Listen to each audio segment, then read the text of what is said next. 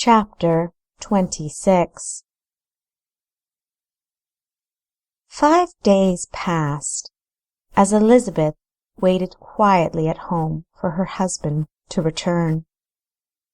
She was too emotionally exhausted to entertain thoughts of his not returning. The ranch hands were extremely helpful during his absence, and all Elizabeth had to do was make sure they were adequately fed. Evening was rapidly approaching, and Elizabeth sat by candlelight, trying her best to focus on a novel.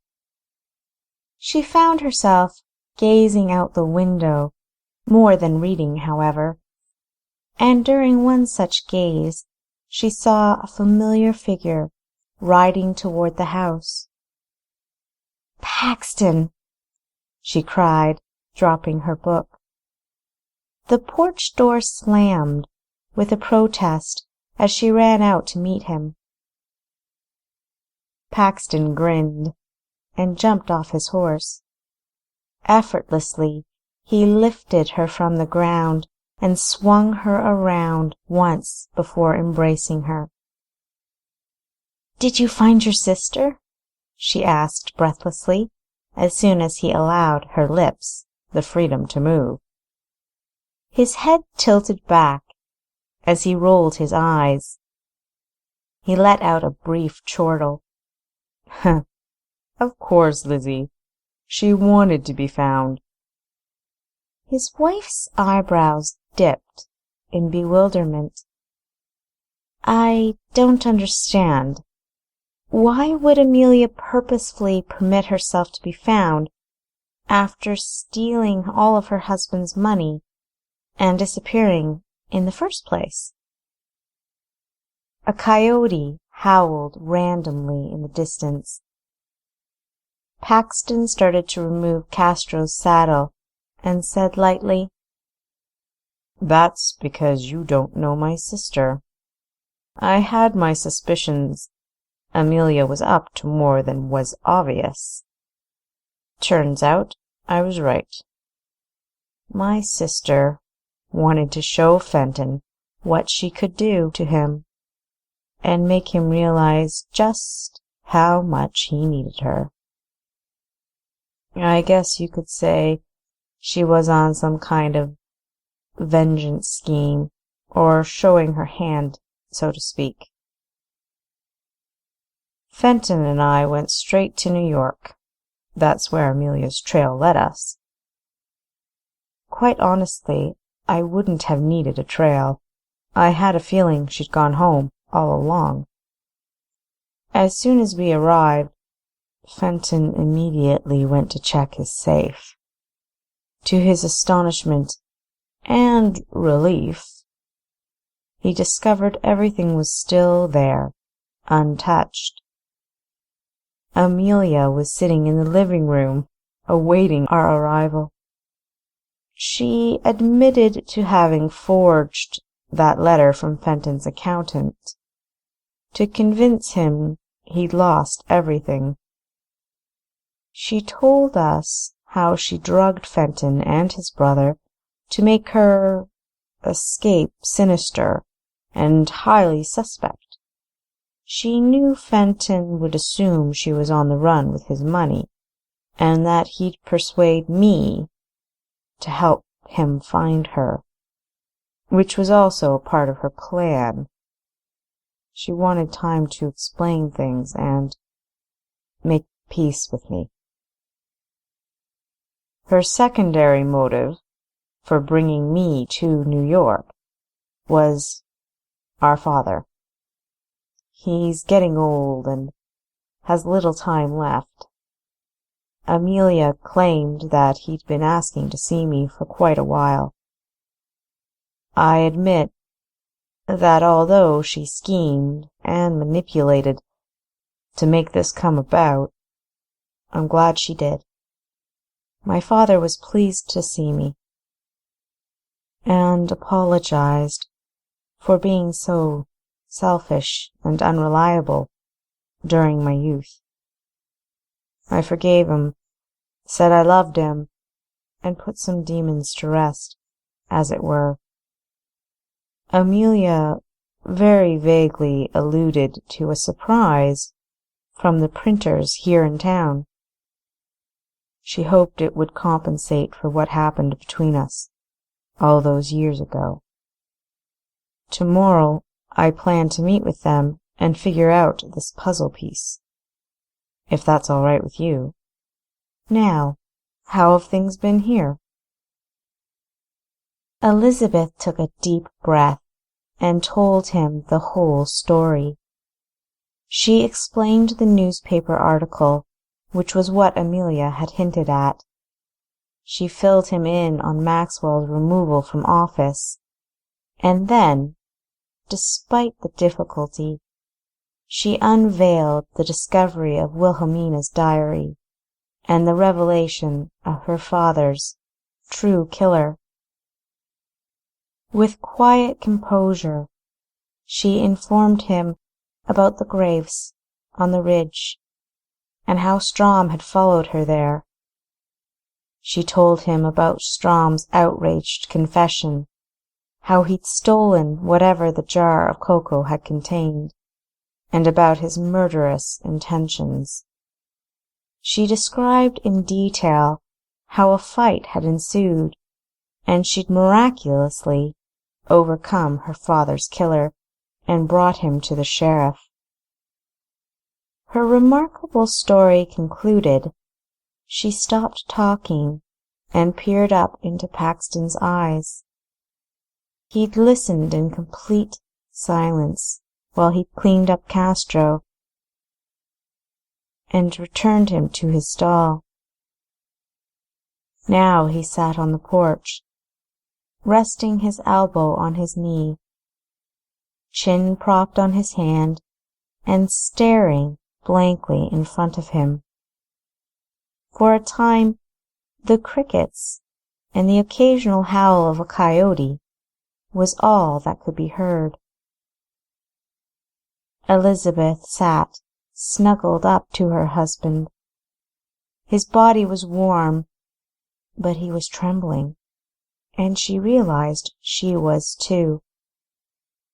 She'd had days to ponder what had transpired, to go over the entire betrayal in her mind several times, to relive the sense of disbelief, the resulting anger and grief.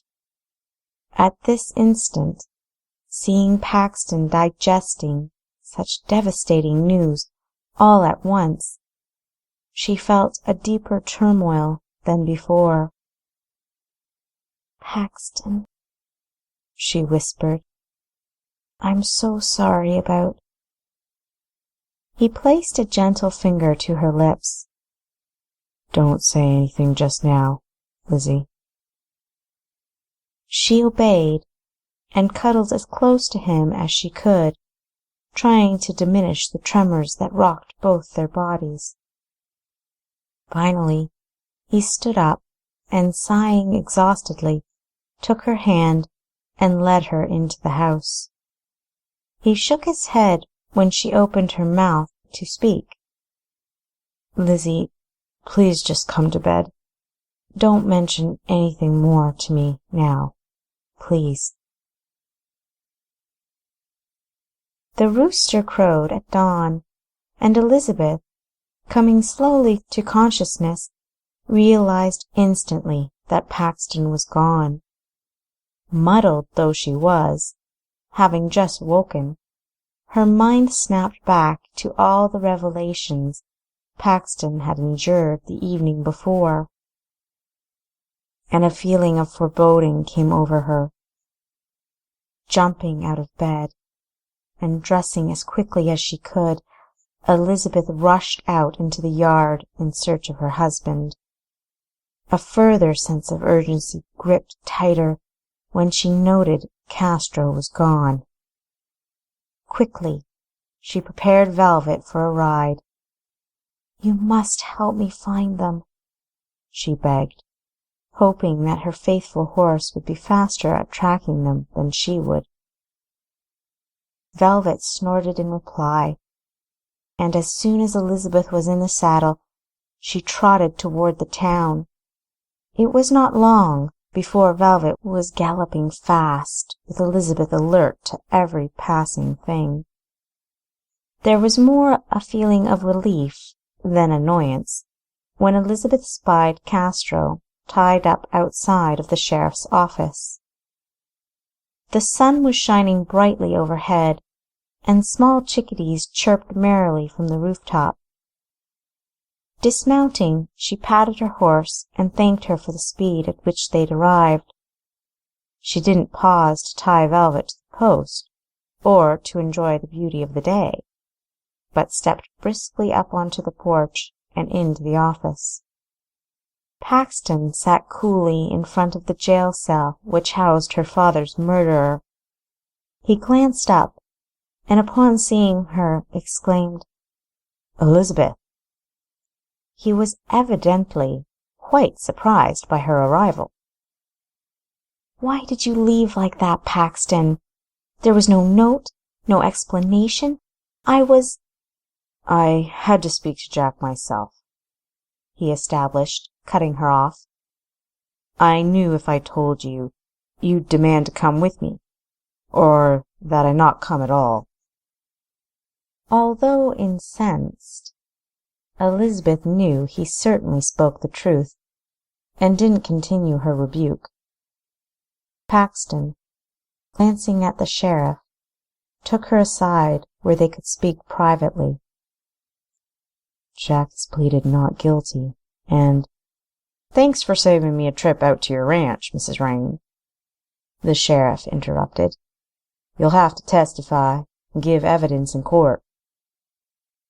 Elizabeth's eyes flashed, and her blood felt like it was boiling in her veins. "When?" "Tomorrow." The sheriff got up from his chair and circled his desk so that he was closer to them. "I need you to take me out to the ridge." He snapped the toothpick he'd been chewing. "Judge Wheeler says we gotta take a look at the bodies. He wants Doc Manning to come along." Elizabeth squared her shoulders and declared loudly, "Go ahead and fetch the doctor and Judge Wheeler, Sheriff. I'll take you all to my father's body." Boldly approaching the cell and engaging in direct eye contact with Jack Strom, she whispered, "Your plea will not hold, Jack. You're going to face the consequences of killing Eustace Dalton and Wilhelmina Strom. I'm going to see to that." He chuckled defiantly. "You have no proof, Lizzie, and you know it. A diary entry from some crazy female ain't enough to hang me." Paxton watched her face pale visibly as she contemplated what Jack said, and taking her arm gently, led her outside. "Elizabeth." "What did he say to you, Paxton? Do you believe he is innocent, after all I told you?" "Absolutely not. He's guilty, and I know it, and he knows I know it." Hearing the conviction in his voice should have comforted her, but his sentiments did little to ease her tenseness or soothe her raw emotions. The years of pent-up frustration, guilt, and anguish were consuming her, and their effect was almost paralyzing. "Then why wouldn't you talk to me last night?" she managed weakly. "Why did you sneak off this morning without a word?" "Elizabeth, I was in complete shock." His response was unintentionally irritable. "I've always prided myself on my ability to see through facades, to read people's true characters, and I've rarely been wrong. Last night I discovered that the man I had looked up to, had revered for so long as an honest and stalwart figure, had even loved like a father, was a criminal himself. I left you in his care. My serious error in judgment could have cost you your life, and almost did." He smoothed his fingertips down her cheek. "Elizabeth, coming close to losing you once was enough." She silenced him, pressing her finger to his lips. "I understand now. I thought you were angry with me for accusing him. I thought you were on his side." "No." The sheriff cleared his throat loudly and adjusted his eyes toward the sky. "Well, if you're done, can we get going? I don't want to take all day." The Rains turned to see the doctor, the sheriff, and a man that could only be Judge Wheeler, and a small posse of men watching them impatiently. "My apologies," Paxton said quickly. "Elizabeth, you lead the way, please." Elizabeth didn't respond. She was intent on what the doctor was saying, and heard nothing else. "You wouldn't remember me, Mrs. Reign," the doctor stated, a small smile on his aged face. "But I remember you, though you were a wee one last time I saw you. I was there when you were born. I assisted your mother." A saddened look took the place of his smile. "I remember her well. She was a brave soul, and a lady I was pleased to have known. I was sorry to lose her. I can see plenty of her in you.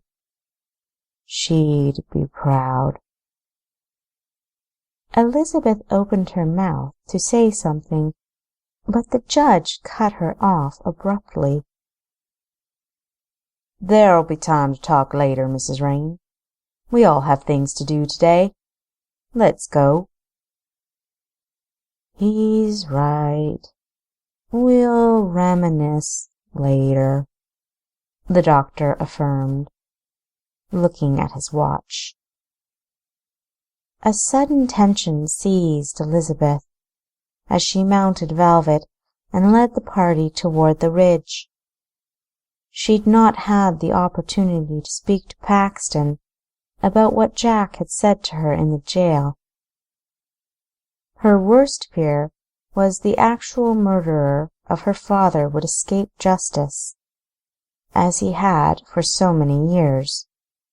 Her hope that Strom would accept his guilt and pay for his crime naturally dissolved with his denial. Now she had doubts that the diary entry, her testimony of his confession, and the bodies were enough to convict him. "You've more evidence against him than he thinks you do," Paxton whispered, as if he'd read her thoughts. He nudged Castro next to Velvet so he could speak quietly with her. "I wanted to suggest—" "Say, how long's this here journey?" the sheriff called ahead to them. "It's about an hour or so from town at a fast pace," Elizabeth answered. The return trip with an unconscious Jack Strom had seemed much shorter, since she'd been so preoccupied.